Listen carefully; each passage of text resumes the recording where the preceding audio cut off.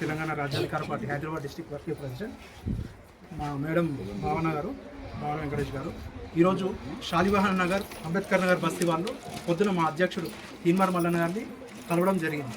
ఏ విషయమై అంటే ఇక్కడ ఎవరికైతే ఇక్కడ పేదలు నివసిస్తున్నారు, గత 30 ఏళ్ళ నుంచి ఇక్కడ దగ్గర 97 కుటుంబాలు ఇక్కడ నివసిస్తున్నాయి ఈ షాలివాహన్ నగర్లో. అయితే వీళ్ళకి ఏంటంటే ఇక్కడ కేసీఆర్ డబుల్ బెడ్రూమ్ శాంక్షన్ చేసిండు. యాక్చువల్ స్టార్టింగ్ అతను చేశాడనమాట, అందరికీ పేదలకు డబుల్ బెడ్రూమ్ ఇవ్వాలని చెప్పేసి. అతని తర్వాత మళ్ళీ రేవంత్ రెడ్డి వచ్చిండు. తర్వాత ఇక్కడ ఉన్న పేదలకి ఏంటంటే ఫస్ట్ ఫేజ్లో కేసీఆర్ ఇచ్చిండు, సెకండ్ ఫేజ్లో ఇప్పుడు రేవంత్ రెడ్డి ఇస్తుండే. ఏవైతే కేసీఆర్ గారు ఇల్లు కట్టిరో ఈ పేదలకి ఇక్కడ మూసి పక్కన వీళ్ళు నివసిస్తున్నారు.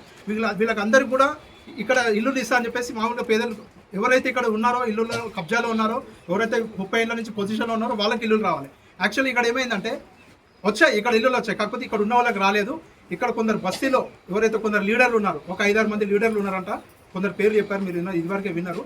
వీళ్ళందరూ ఏం చేస్తున్నారంటే ఇక్కడ ఎవరైతే నిజంగా నివసిస్తున్నారో, ఇక్కడ 30 ఏళ్ళ నుంచి నివసిస్తున్నారో వాళ్ళకి పట్టాలు రాకుండా ఎవరైతే ఈ బస్తీ వాళ్ళు రిఫరెన్స్ ఇచ్చిర్రో, ఎవరైతే వాళ్ళు లంచాలు తీసుకొని వేరే వాళ్ళ పేర్లు చెప్పేసి అందులో ఎక్కిచ్చేసి రికార్డుల్లో ఎక్కిచ్చేసి వాళ్ళు ఇక్కడ ఉండకుండా కూడా వాళ్ళు ఇక్కడ ఉంటున్నట్టు ఏవో దొంగ డాక్యుమెంట్ అని సృష్టించి అక్కడ వాళ్ళకి పట్టాలు ఇవ్వడం జరిగింది.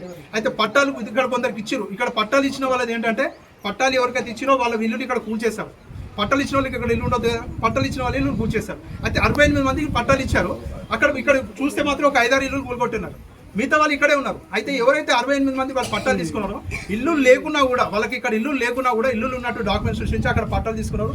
వీళ్ళు ఇక్కడ మాకు ఇల్లు ఉన్నాయి కదా, మా పట్టాలు ఏమంటే ఆల్రెడీ మీకు ఇచ్చిన కదా అని చెప్పేసి గవర్నమెంట్ ప్రశ్నిస్తుంది. పోలీసు వాళ్ళకైతే పోలీసులు వాళ్ళేం పట్టించుకోవట్లేరు, ఎమ్మెల్యే పట్టించుకోవట్లేదు. ఇక్కడ అందరూ కూడా కుమ్మకైపోయి ఈ పేదలకి దగ్గర 30 సంవత్సరాలు ఉన్న పేదలకు అన్యాయం చేస్తారు. వీళ్ళ దగ్గర కరెంట్ బిల్లులు ఉన్నాయి, నల్ల బిల్లులు ఉన్నాయి.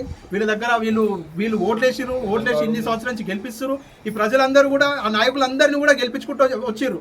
వాళ్ళు ఎప్పుడు కూడా ఎవరికి అన్యాయం చేయలేదు. ఇప్పుడు వాళ్ళు చూసి అన్నీ కూడా చూసినాము.